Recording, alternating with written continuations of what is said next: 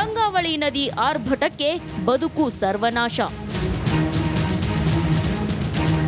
ಮಹಾಮಳೆಗೆ ಗಂಗಾವಳಿ ನದಿ ರೌದ್ರ ರೂಪ ತಾಳಿದೆ. ನದಿ ನೀರಿನ ಹೊಡೆತಕ್ಕೆ ಶಿರೂರು ಬಳಿಯ ಉಳುವರೆ ಗ್ರಾಮ ಸರ್ವನಾಶವಾಗಿದೆ. ಇಡೀ ಗ್ರಾಮವೇ ನದಿ ನೀರಲ್ಲಿ ಕೊಚ್ಚಿ ಹೋಗಿದೆ.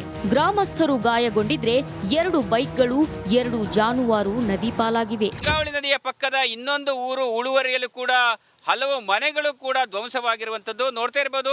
ಅದೇ ಪ್ರದೇಶದಲ್ಲಿ ಇದ್ದೇವೆ. ಯಾವ ರೀತಿಯಾಗಿ ಗುಡ್ಡ ಕುಸಿತದ ಎಫೆಕ್ಟು ಈಚೆ ಭಾಗದ ನಾಗರಿಕರನ್ನ ಅವರ ಬದುಕನ್ನು ಕೂಡ ಕಿತ್ತುಕೊಂಡಿದೆ ಎಂಬ ದೃಶ್ಯವನ್ನು ಈಗಾಗಲೇ ನೋಡ್ತಾ ಇರ್ಬೋದು. ಇಲ್ಲಿ ಹಲವು ಮನೆಗಳು ಕೂಡ ಇದ್ದಿರುವಂಥ 5-6 ಮನೆಗಳು ಕೂಡ ಇಲ್ಲಿ ಧರಾಶಾಹಿಯಾಗಿದೆ. ಸಂಪೂರ್ಣವಾಗಿ ಗಂಗಾವಳಿ ನದಿಯ ಒಂದು ಪ್ರತಾಪಕ್ಕೆ ಪ್ರಲಾಪಕ್ಕೆ ಈ ರೀತಿ ಆಹುತಿಯಾಗಿರುವಂಥದ್ದು ನೋಡ್ತಾ ಇರ್ಬೋದು. ಮನೆಯ ಸದಸ್ಯರು ಕೂಡ ತಮ್ಮ ಅಳಿದುಳಿದ ವಸ್ತುಗಳನ್ನು ಹುಡುಕುವ ಒಂದು ಪ್ರಯತ್ನ ಮಾಡ್ತಿದ್ದಾರೆ.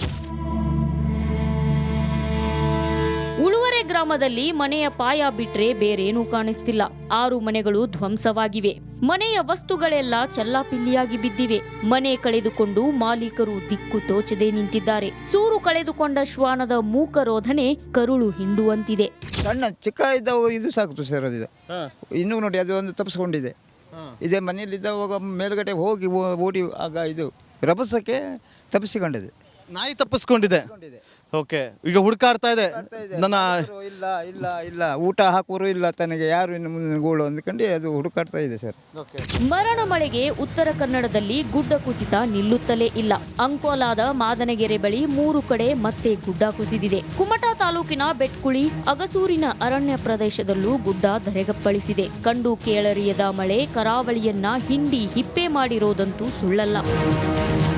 Bureau report, republic Kannada.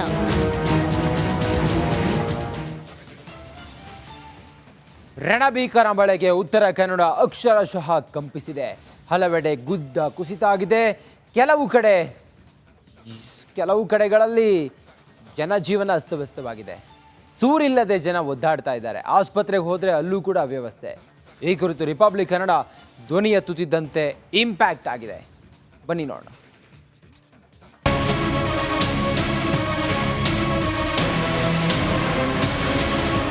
ಉತ್ತರ ಕನ್ನಡದ ಜನತೆಗೆ ನರಕ ದರ್ಶನ ಆಗಿದೆ.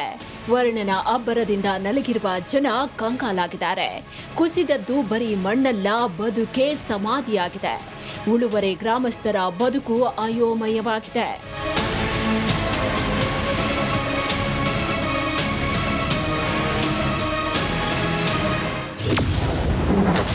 ಸೂರಿಲ್ಲ, ಸರಿಯಾದ ಚಿಕಿತ್ಸೆಯೂ ಇಲ್ಲ. ಜಿಲ್ಲಾಧಿಕಾರಿ ಕಚೇರಿಗೆ ಕರೆ ಮಾಡಿದ ರಿಪಬ್ಲಿಕ್. ಜಿಲ್ಲಾಧಿಕಾರಿಗೆ ಕರೆ, ಆಸ್ಪತ್ರೆಗೆ ವೈದ್ಯರು ದೌಡು. ಶಿರೂರು ಬಳಿಯ ಉಳುವರೆ ಗ್ರಾಮದಲ್ಲಿ ಭಾರೀ ಹಾನಿಯಾಗಿದೆ.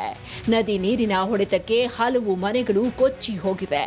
5 ದುರಂತದಲ್ಲಿ ಬದುಕುಳಿದವರ ಪಾಡು ಯಾರೂ ಕೇಳೋರಿಲ್ಲದಂತಾಗಿದೆ. ಚಿಕಿತ್ಸೆಗೆ ಆಸ್ಪತ್ರೆಗೆ ಹೋದ್ರೆ ವೈದ್ಯರು ಇಲ್ಲ, ಯಾವುದೇ ವ್ಯವಸ್ಥೆಯೂ ಇಲ್ಲ.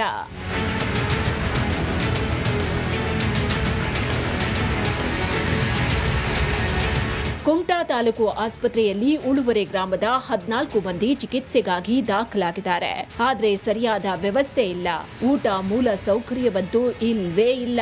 ಇವರನ್ನ ಕೇಳಿದೆ, ಯಾರು ಬಂದಿದ್ದಾರಾ, ತಾಲೂಕು ಆಡಳಿತ ಆಗಲಿ ಜಿಲ್ಲಾಡಳಿತ ಯಾರಾದರೂ ಬಂದಿದ್ದಾರಾ, ಇವರಿಗೆ ನಾನು ನೇರವಾಗಿ ಅಲ್ಲಿಯವರಿಗೆ ಸಂಬಂಧಪಟ್ಟ ಎಲ್ಲರಿಗೂ ಕಾಲ್ ಮಾಡಿದರೆ ನಮಗೆ ಬರ್ಲಿಕ್ಕೆ ರಸ್ತೆ ದಾಟ್ಕೊಂಡು ಬರ್ಲಿಕ್ಕೆ ಆಗ್ತಾ ಇಲ್ಲ ಅನ್ನೋ ಒಂದು ಮಾತು. ನಿಮ್ಗೆ ಆ ಕಡೆಯಿಂದ ಬರ್ಲಿಕ್ಕೆ ಆಗಲಿಲ್ಲ ಅಂದರೆ ಇದು ಕುಮಟಾ ಊರು ಇರೋದು ಪಾಕಿಸ್ತಾನದಲ್ಲ, ಖಾಲಿ ಕುಮಟಾ ಟು ಕಾರವಾರ 70 ಕಿಲೋಮೀಟ್ರು. ಅಲ್ಲಿಂದ ನೀವು ಇಲ್ಲಿ ಇಂಟಿಮೇಷನ್ ಕೊಟ್ಟರೆ ಇಲ್ಲಿ ತಾಲೂಕು ಆಡಳಿತ ಇವರಿಗೆ ವ್ಯವಸ್ಥೆ ಮಾಡ್ಬೋದಾಗಿತ್ತಲ್ಲ. ಏನಿಲ್ಲ, ಪೇಷಂಟ್ ಒಂದು 14 ಜನ, ಸಂಬಂಧಪಟ್ಟ ಸೂರು ಕಳ್ಕೊಂಡವ್ರು ಅವ್ರ ಜೊತೆಗಿದ್ದವರು ಒಂದು 25 ಜನ ಇದ್ದಾರೆ. ಒಂದು 35 ಜನಕ್ಕೆ ಇವರು ಏನಾದ್ರು ವ್ಯವಸ್ಥೆ ಮಾಡಬೇಕಲ್ಲ. ಆಸ್ಪತ್ರೆಯಲ್ಲಿ ಇದ್ಕೊಂಡೇ ಡಿಸಿಗೆ ಕರೆ. ಜಿಲ್ಲಾಧಿಕಾರಿ ಕಚೇರಿಗೆ ಕರೆ ಮಾಡಿದ ರಿಪಬ್ಲಿಕ್ ಕನ್ನಡ ಅಲ್ಲಿನ ಅವ್ಯವಸ್ಥೆ ಬಗ್ಗೆ ವಿವರಿಸಿತ್ತು. ಈ ವೇಳೆ ಶೀಘ್ರವೇ ಸಮಸ್ಯೆ ಬಗೆಹರಿಸುವುದಾಗಿ ಡಿಸಿ ರಿಪಬ್ಲಿಕ್ಗೆ ಭರವಸೆ ನೀಡಿದ್ರು. ದಯವಿಟ್ಟು ಸರ್, ರಿಪಬ್ಲಿಕ್ ಕನ್ನಡ ವತಿಯಿಂದ ನಿಮಗೆ ಒಂದು ರಿಕ್ವೆಸ್ಟ್ ಮಾಡ್ತಾ ಇದ್ದೀವಿ. ನಿಮ್ಮ ಗಮನಕ್ಕೆ ಈಗ ಬಂದಿದೆ ಅಂತ ನಾವು ಕೂಡ ಬಯಸ್ತೀವಿ. ಈಗ ಅಟ್ಲೀಸ್ಟ್ ಅವ್ರಿಗೆ ಏನಾದರೂ ಒಂದು ವ್ಯವಸ್ಥೆ ಮಾಡಿದ್ರೆ ತುಂಬಾ ಒಳ್ಳೇದಾಗುತ್ತೆ ಸರ್.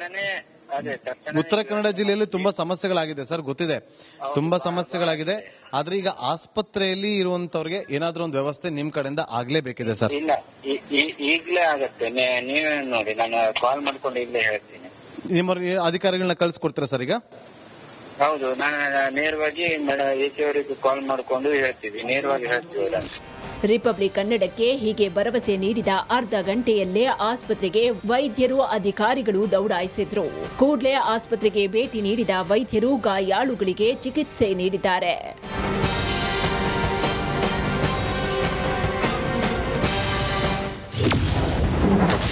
ರಿಪಬ್ಲಿಕ್ ಕನ್ನಡ ವರದಿ ಬಿಗ್ ಇಂಪ್ಯಾಕ್ಟ್.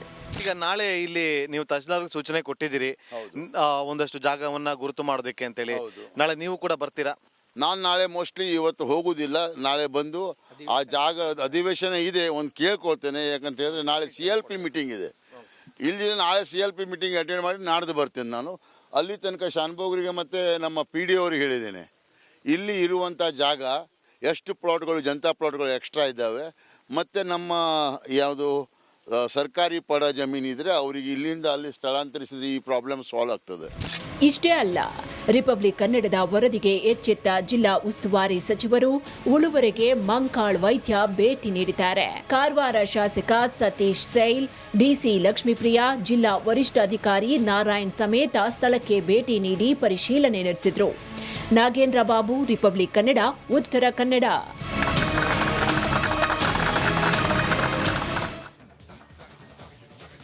ಉತ್ತರ ಕನ್ನಡ ಜಿಲ್ಲೆಯಲ್ಲಿ ನದಿಯ ಆರ್ಭಟಕ್ಕೆ, ಮಳೆಯ ಪ್ರವಾಹಕ್ಕೆ, ನದಿಯ ಆರ್ಭಟಕ್ಕೆ ದುರಂತ ಸೂರು ಕಳೆದುಕೊಂಡವರ ಧ್ವನಿಯಾದದ್ದು ರಿಪಬ್ಲಿಕ್ ಕನ್ನಡ. ಉಳುವರೆ ಗ್ರಾಮಕ್ಕೆ ಶಾಸಕರು, ಉಸ್ತುವಾರಿ ಸಚಿವರು ಈಗ ಭೇಟಿ ಕೊಟ್ಟಿದ್ದಾರೆ. ಸೂರು ಕಳೆದುಕೊಂಡವರಿಗೆ 1.5 ಲಕ್ಷ ರೂಪಾಯಿ ನೆರವನ್ನು ಕೂಡ ಘೋಷಣೆ ಮಾಡಿದ್ದಾರೆ. ಈ ತಕ್ಷಣವೇ 1,20,000 ರೂಪಾಯಿ ಪರಿಹಾರವನ್ನು ಕೊಟ್ಟಿದ್ದಾರೆ. ಮೂವರಿಗೆ 1,20,000 ರೂಪಾಯಿಯ ಚೆಕ್ ಅನ್ನು ಕೂಡ ಸಚಿವರು ವಿತರಿಸಿದ್ದಾರೆ. ಇದು ರಿಪಬ್ಲಿಕ್ ಕನ್ನಡದ ಬಿಗ್ ಇಂಪ್ಯಾಕ್ಟ್. ನದಿಯ ಆರ್ಭಟಕ್ಕೆ ಕೊಚ್ಚಿ ಹೋಗಿದ್ದ ಉಳುವರೆ ಗ್ರಾಮ, ಸೂರು ಕಳೆದುಕೊಂಡು ಅನಾಥರಾಗಿದ್ದ ಗ್ರಾಮಸ್ಥರು. ರಿಪಬ್ಲಿಕ್ ಕನ್ನಡ ವರದಿಗೆ ಗ್ರಾಮಸ್ಥರಿಂದ ಹರ್ಷೋದ್ಗಾರ. ರಿಪಬ್ಲಿಕ್ ಕನ್ನಡಕ್ಕೆ ಧನ್ಯವಾದವನ್ನು ತಿಳಿಸಿದ ಉಳುವರೆ ಗ್ರಾಮಸ್ಥರು. ನಮ್ಮ ಪ್ರತಿನಿಧಿ ನಾಗೇಂದ್ರ ಬಾಬು ಅವ್ರ ಜೊತೆಲಿ ಮಾತಾಡಿದ್ದಾರೆ, ಬನ್ನಿ ನೋಡೋಣ. ರಿಪಬ್ಲಿಕ್ ಕನ್ನಡ ನಿರಂತರವಾಗಿ ಜನಸಾಮಾನ್ಯರ ಧ್ವನಿಯಾಗುವಂತ ಕೆಲಸವನ್ನ ಮಾಡ್ತಾ ಬರ್ತಾ ಇದೆ. ಇವತ್ತು ಕೂಡ ರಿಪಬ್ಲಿಕ್ ಕನ್ನಡದ ಕೈಯಲ್ಲಿ ಆಗುವಂತ ಸಹಾಯವನ್ನ ಈ ಗ್ರಾಮಸ್ಥರಿಗೆ ಮಾಡುವಂತ ಕೆಲಸವನ್ನ ಮಾಡಿತ್ತು. ನಾವು ಮಾಡಿದಂಥ ಒಂದು ಸುದ್ದಿಯಿಂದಾಗಿ ಸಚಿವರ ಹಾದಿಯಾಗಿ ಶಾಸಕರು, ಜಿಲ್ಲಾಧಿಕಾರಿಗಳು, ಜಿಲ್ಲಾ ವರಿಷ್ಠಾಧಿಕಾರಿಗಳು ಎಲ್ಲರೂ ಕೂಡ ಆಗಮಿಸಿ ಇಲ್ಲಿನ ಜನರ ಸಮಸ್ಯೆಯನ್ನ ಆಲಿಸುವಂತ ಕೆಲಸವನ್ನ ಮಾಡಿದ್ರು. ಅಷ್ಟೇ ಅಲ್ಲದೆ ಆದಷ್ಟು ಬೇಗ ಅವರ ಸಮಸ್ಯೆಗಳನ್ನ ಬಗೆಹರಿಸೋದಾಗಿ ಕೂಡ ಒಂದು ಭರವಸೆಯನ್ನ ಕೊಟ್ಟಿದ್ದಾರೆ.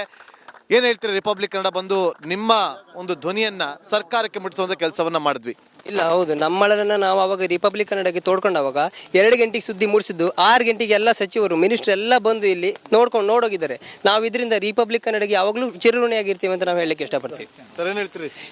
ಈ ಸುದ್ದಿಯನ್ನು ಎಲ್ಲ ಒಂದು ಅಧಿಕಾರಿಗಳಿಗೆ ಮುಟ್ಟಿಸಿದ್ದಕ್ಕಾಗಿ ನಮ್ಮ ಈ ಒಂದು ಉಳುವರಿ ಊರಿನ ಗ್ರಾಮಸ್ಥರ ಪರವಾಗಿ ರಿಪಬ್ಲಿಕ್ ಕನ್ನಡ ಟಿವಿಗೆ ಧನ್ಯವಾದ ಹೇಳಿ ಇಷ್ಟಪಡ್ತೇವೆ. ನೀವು ಬಂದು ನಮ್ಗೆ ಭಾರಿ ಒಂದು ಹೆಲ್ಪ್ ಆಯ್ತು. ನಿಮ್ಮಿಂದ ಮುಂದೆ ಹೆಲ್ಪ್ ಆಯ್ತು ತಿಳ್ಕೊಂಡು ನಾವು ಒಂದು ತಿಳ್ಕೊಂತೀವಿ. ಅಕ್ಕ ಇಲ್ಲಿ, ಓ ಅಕ್ಕ ಇಲ್ಲಿ ಎಲ್ಲೋದ್ರು ಅವರು? ಅಕ್ಕ ಈಗ ನೋಡಿ, ನಿಮಗೆ 1,20,000 ಮನೆ ಯಾರ್ದ್ರ ಡ್ಯಾಮೇಜ್ ಆಗಿದೆ ಅದನ್ನ ಕೊಡ್ತೀವಿ ಅಂತ ಒಪ್ಕೊಂಡಿದ್ದಾರೆ. ನಾಳೆನೆ ಬಂದು ಇಲ್ಲಿ ತಹಶೀಲ್ದಾರ್ಗೆ ಸೂಚನೆ ಕೊಟ್ಟಿದ್ದಾರೆ, ಜಾಗ ಎಲ್ಲಿದೆ ಅದನ್ನ ತೋರಿಸಿ ಅಲ್ಲಿ ಏನ್ ಬೇಕೋ ವ್ಯವಸ್ಥೆ ಮಾಡ್ತೀವಿ ಅಂತ ಹೇಳಿದ್ದಾರೆ. ಮನೆ ಇಲ್ಲ, ಗಂಜಿ ಕೇಂದ್ರ ಉಳ್ಕೊಳಕ್ ಆಗಲ್ಲ ಅಂದಿದ್ದಕ್ಕೆ ನೀವೇ ಬಾಡಿಗೆ ಮನೆ ಹುಡುಕಿ ಅದರ ಬಾಡಿಗೆ ದುಡ್ಡನ್ನು ಕೂಡ ಕೊಡ್ತೀವಿ ಅಂತ ಹೇಳಿದ್ದಾರೆ. ರಿಪಬ್ಲಿಕ್ ಕನ್ನಡ ಮಾಡಿದಂಥ ವರದಿಗೆ ಏನ್ ಹೇಳ್ತೀರಿ? ಇದಕ್ಕೆ ಹೇಳೋದಕ್ಕೆ ತುಂಬ ಥ್ಯಾಂಕ್ಸ್. ನಮಗೆ ಈಗ ಒಳ್ಳೇದು ಒಂದು ಮಾಡ್ತಂದ್ರಲ್ಲ ಅವರು, ಇದಕ್ಕೆ ತುಂಬ ಒಳ್ಳೇದು ಮಾಡ್ರೆ ಸಾಕು, ಮಾಡಿಕೊಟ್ರೆ ಸಾಕು. ತುಂಬ ಥ್ಯಾಂಕ್ಸ್. ಅದು ನಿಮ್ಗೂ ಒಂದು ಧನ್ಯವಾದಗಳು. ನಮ್ಗೆ ಒಳ್ಳೇದು ಮಾಡೋದಕ್ಕಾಗಿ ನಿಮ್ಗೆ ಧನ್ಯವಾದಗಳು. ರಿಪಬ್ಲಿಕ್ ಕನ್ನಡ ವರದಿ ಬಂದಕ್ಕಾಗಿ ನಮ್ಗೆ ಧನ್ಯವಾದಗಳು. ಹೇಳಿ ಸರ್. ಸರ್, ನಾವು ಅವಾಗ ನಿಮ್ಮಲ್ಲಿ ಒಂದು ಮನವಿ ಕೇಳ್ಕೊಂಡಾಗ ಇವಾಗ ಎಲ್ಲ ಮಂತ್ರಿಗಳು, MLA ಗಳೆಲ್ಲ ಬಂದು ಇವಾಗ ನಮ್ಮ ಅಹವಾಲು, ನಮ್ಮ ಕಷ್ಟಗಳನ್ನು ಎಲ್ಲ ವಿಚಾರಿಸ್ಕೊಂಡು ನಾವು ನಿಮಗೆ ಆದಷ್ಟು ಪರಿಹಾರವನ್ನು ನೀಡ್ತೇವೆ ಅಂತ ಭರವಸೆಯನ್ನು ನೀಡಿದ್ರು. ನಿಮ್ಮ ಈ ಸಹಕಾರ ನಮಗೆ ತುಂಬ ಧನ್ಯವಾದ. ಇನ್ನು ಮುಂದೆ ಕೂಡ ಇದೇ ಥರ ನಾವು ನಿಮ್ಗೆ ಏನಾದರೂ ತಿಳಿಸಿದವಾಗ ನೀವು ತಕ್ಷಣ ಬಂದು. ಇಲ್ಲಿನ ಸ್ಥಳೀಯ ಶಾಸಕರಾಗಿರುವಂತಹ ಸತೀಶ್ ಸೈಲ್ ಅವರು ತಕ್ಷಣಕ್ಕೆ ಇಲ್ಲಿಗೆ ಬಂದು ಇಲ್ಲಿನ ಜನರಿಗೆ ಸ್ಪಂದಿಸುವಂತ ಕೆಲಸವನ್ನ ಮಾಡ್ತಾ ಇದ್ದಾರೆ. ಅದನ್ನ ನಾವು ಖುದ್ದು ಕಣ್ಣಾರೆ ಕೂಡ ಗಮನಿಸಿದ್ವಿ. ಈಗ ಉಳುವರೆ ಗ್ರಾಮದಲ್ಲಿ ಆಗಿರುವಂತಹ ಸಮಸ್ಯೆಗಳಿಗೆ ಸ್ಪಂದಿಸುವಂತ ಕೆಲಸವನ್ನ ಶಾಸಕರು ಮಾಡಿದ್ದಾರೆ. ಜಿಲ್ಲಾ ಉಸ್ತುವಾರಿ ಸಚಿವರನ್ನ ಕೂಡ ಜೊತೆಲಿ ಕರ್ಕೊಂಡ್ಬಂದಿದ್ರು. ಈಗ ಅವ್ರನ್ನ ಮಾತಾಡ್ತಾ ಹೋಗ್ತೀನಿ. ಸರ್, ಈಗ ಅವ್ರಿಗೆ ಯಾವ ರೀತಿಯಾಗಿ ಈಗ ಸೂರಿನ ವ್ಯವಸ್ಥೆಯನ್ನು ಕಲ್ಪಿಸೋದಕ್ಕೆ ಮುಂದಾಗ್ತೀರಿ? ಈಗ ಹಾಸ್ಪಿಟಲ್ನಲ್ಲಿ ಈಗಾಗಲೇ ಸಚಿವರು ಹೇಳಿದ್ದಾರೆ, ಹಾಸ್ಪಿಟಲ್ನಲ್ಲಿ ಅವ್ರಿಗೆ ಬಟ್ಟೆ ಹಿಡಿದು ಊಟದ ವ್ಯವಸ್ಥೆ ಎಲ್ಲದನ್ನು ಅದು ಕ್ಲಿಯರಾಗಿ ಮಾಡ್ತೇವೆ. ಅಲ್ಲಿ ಒಂದೇ ಒಂದು ಸಣ್ಣ ಪ್ರಾಬ್ಲಮ್ ಏನಾಗಿದೆ ಅಂತ, ಈಗ ನಮಗೆ ಡೆಡ್ ಬಾಡಿ ಒಂದು ಸಿಗಲಿಲ್ಲ. ನಾನು ಈಗ ಅದೇ ಸಚಿವರ ಹತ್ರ ಮತ್ತು DC ಅವ್ರ ಹತ್ರ ಮತ್ತು SP ಹತ್ರ ಹೇಳ್ಕೊಂಡು ನಾಳೆ ಕೋಸ್ಟ್ ಗಾರ್ಡ್ ಹತ್ರ ಅವರು ಹೆಲಿಕಾಪ್ಟರ್ ಕೊಟ್ಟು ತಗೊಂಡು ಇಲ್ಲಿ ನಾವು ಆದಷ್ಟು ಅದನ್ನು ಕಾರ್ಯಾಚರಣೆ ಮಾಡಬೇಕಂತ ಹೇಳ್ಕೊಂಡು. ಯಾಕಂತ ಹೇಳಿದ್ರೆ ಇಲ್ಲಿ ಜನರು ಏನು ನಮ್ಮ ಸಿಸ್ಟಮ್ ಏನಂತ ಹೇಳಿದ್ರೆ ಬಾಡಿ ಬರೋ ತನಕ ಪಾಪ ಅವರು ಮನೆಯಲ್ಲಿ ಊಟ ಮಾಡೋದಿಲ್ಲ. ಇದು ನಮ್ಮ ಮೊದಲಿನ ಸಂಪ್ರದಾಯ. ಆ ಥರದಲ್ಲಿ ಅವರು ಒಂದು ಕಷ್ಟದಲ್ಲಿ ಇದ್ದಾರೆ. ಮತ್ತೆ ಸಣ್ಣ ಮಗುವುದೊಂದು ಬಾಡಿ ಸಿಗಲಿಲ್ಲ ಇನ್ನೂ ತನಕ. ಆದ್ದರಿಂದ ಈಗಾಗಲೇ ನಾವು ಆ ಮಣ್ಣನ್ನು ತೆಗಿಲಿಕ್ಕೂ ಸಹ ಬೆಂಗಳೂರಿಂದ ಮತ್ತು ಇವರು ಸ್ಪೆಷಲಿಸ್ಟ್ ಬಂದಿರ್ಬೋದು ಅಂತ ಕಾಣ್ತದೆ. ಅಲ್ಲಿ ಜಾಗದಲ್ಲಿ ಇದ್ದಾರೆ. ಈಗ ಅಲ್ಲಿ ಹೋಗ್ತೇವೆ ಮತ್ತು ಅಲ್ಲಿಂದ ತಕ್ಷಣ ಸಚಿವರಿಗೂ ಇವತ್ತೇ ಹೋಗ್ಬಿಡ್ತಾರೆ. ನಾನು ನಾಳೆ ಹೋದೆ. ಆದರೆ ಇವತ್ತು ಒಂದು ಏನು ಕೋಸ್ಟ್ ಗಾರ್ಡ್ ಹತ್ರ ನಮ್ಮ ಸೀಬಾರ್ಡಿಂದ ಒಂದು ಹೆಲಿಕಾಪ್ಟರ್ನ ತರಿಸಿ ನಾಳೆ ಅದನ್ನು ನಾವು ಕಾರ್ಯಾಚರಣೆ ಮಾಡಲಿಕ್ಕೆ ಸ್ಟಾರ್ಟ್ ಮಾಡ್ತೇವೆ. ಡೆಡ್ ಬಾಡಿಯನ್ನು ಆದಷ್ಟು ಬೇಗ ದೇವರ ದಯೆಯಿಂದ ಈ ಒಂದು ವರುಣನ ಕೃಪಾ ಇದರೊಳಗೆ ಏನಾದರೂ ಆದಷ್ಟು ಬೇಗ ಶಿವವಾಗಿ ನಾವು ಪ್ರಯತ್ನವನ್ನು ಮಾಡ್ತೇವೆ. ಈಗಾಗಲೇ ನಾವು ಇನ್ಫಾರ್ಮೇಷನ್